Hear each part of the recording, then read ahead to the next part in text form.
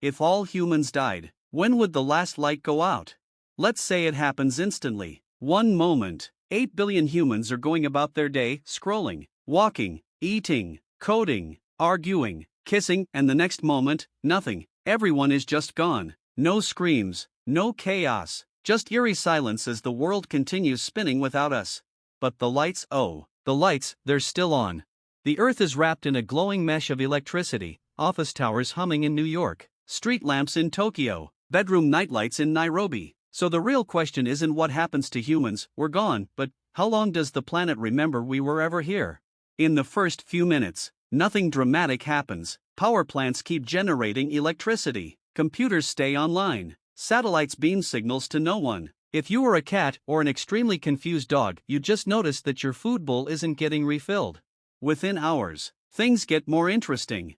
Most power stations are automated, yes, but they're built around the assumption that humans will occasionally check in, push buttons, and stop things from exploding. So after a few hours, fossil fuel plants begin to detect small errors, some glitch here, a warning light there. There's no one left to fix them. After 24 hours, the first real flickers begin.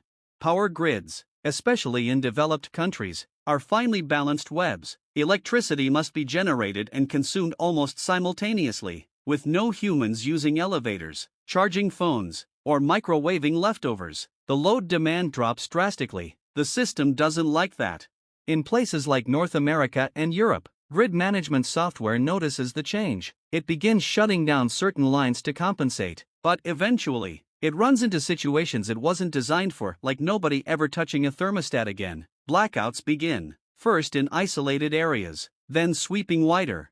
By day 3, most fossil fuel plants go dark. Natural gas turbines, coal burners without human intervention, they either shut down for safety or catastrophically fail. Some spark and burn, others quietly fade to cold hulks of metal. But nuclear power? That's a different story.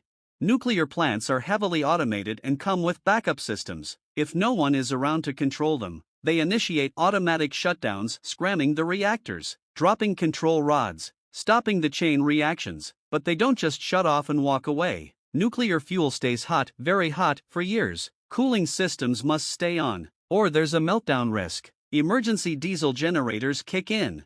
These backup systems are designed to run for a few days, maybe a week if you're lucky, but they need fuel, and no one is left to refuel them.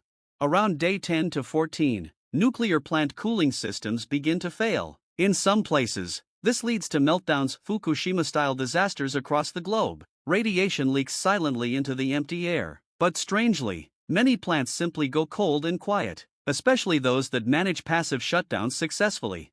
By the end of the first month, most artificial lights are gone. Cities are dark, elevators are frozen mid-floor, refrigerators have long gone silent. The night is truly night again. But wait, not all light is gone. Solar-powered lights in gardens and highways flicker on at dusk and off at dawn. These can last for months, sometimes even years, depending on battery quality. Traffic lights with solar backups blink their lonely cycles, unseen by anyone. Wind turbines spin uselessly, their power feeding into dead grids. Hydroelectric dams keep generating power, because water still flows. In regions like Scandinavia or the Pacific Northwest, some dams continue operating for years until parts wear out or nature reclaims them.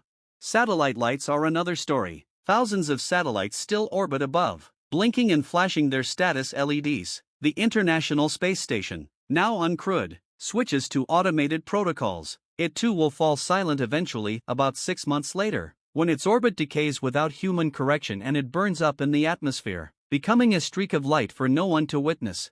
In deep underground bunkers, servers and security lights remain on longer. Some tech companies have battery backups and solar feeds that could power systems for years. But even here, the silence of no maintenance eventually takes its toll. Dust accumulates, batteries corrode, software bugs stack up with no one to patch them.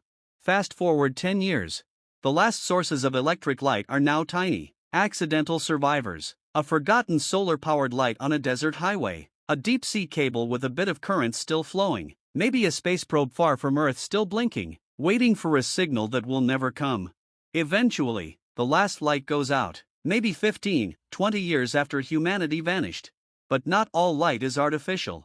The stars keep shining, the moon still reflects the sun, Fireflies still flicker in the forests. Bioluminescent plankton still glow and waves crashing on empty beaches. The universe is full of light, we just won't be here to see it.